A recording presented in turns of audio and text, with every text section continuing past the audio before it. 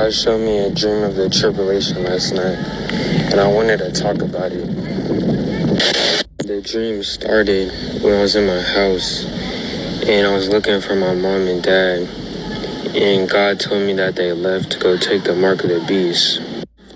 And since my parents weren't there, I thought the house was empty, but when I went into my parents' room, my sister walked in behind me, and I asked her where mom and dad was, but she said that she didn't know. But I knew in my mind that it was the tribulation that started, so I asked if she could take me to the store.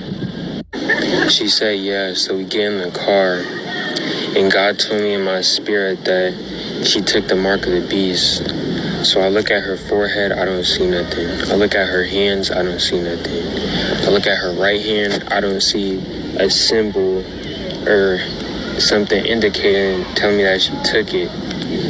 But I don't see a symbol, but I see a blister. She has it's like a small blister, or it looked like a wound or a blister or a sore that was on her right hand. So I knew immediately by seeing that it was the mark of the beast.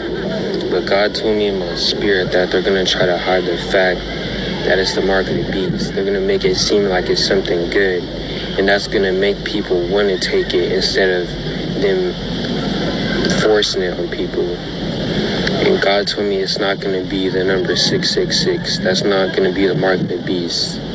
It's what I seen, there was nothing on the hand. It was a chip, but there was no symbol on it. They made it seem like it was something natural to take. But that was the mark of the beast. And on everyone that took the mark of the beast, you could see blisters and sores on everybody. They can't hide it. They can't put makeup over it. It was blisters and sores or wounds on everybody that took it. But I asked my sister to take me to the store because I didn't say this out loud, but in my head I'm thinking, this is the tribulation. I need to get food and supplies, and I need to get to a remote location. And as my sisters take me to the store, we're driving. And I don't know how to explain it. It's like she was being controlled. I'm so serious. Her mind was like altered, and her speech was slurred. She wasn't normal. She wasn't the same. And I seen this, and as we were driving, she was swerving all over the place, and I seen this, and I knew that she was in the right state to drive, so I just tell her to turn around. So now we're on the way back home. But then God was telling me in my spirit that they can control your mind through the chip. Like, I'm so serious. They can control your mind through the chip. Like, it's so crazy. She didn't even know. She forgot everything. My sister didn't remember anything.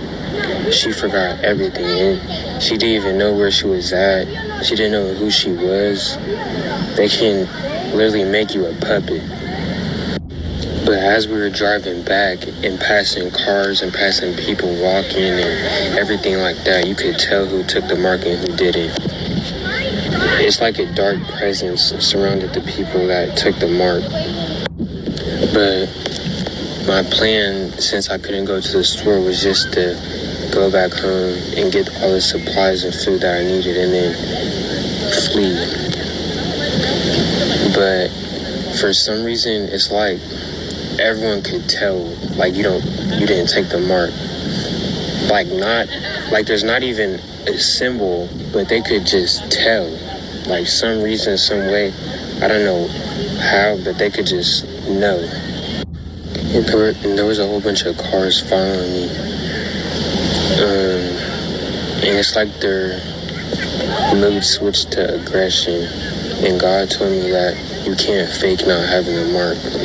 You can't, like, try to go into stores and stuff like that without having it. And God told me whoever gets the mark, no matter what age they are, no matter how young or old they are, their minds can get controlled. And then I finally get home, and all the cars that were following me, they jump out and start chasing me as I'm trying to go inside my house. I try to unlock my door, and there's literally people who chase me with weapons.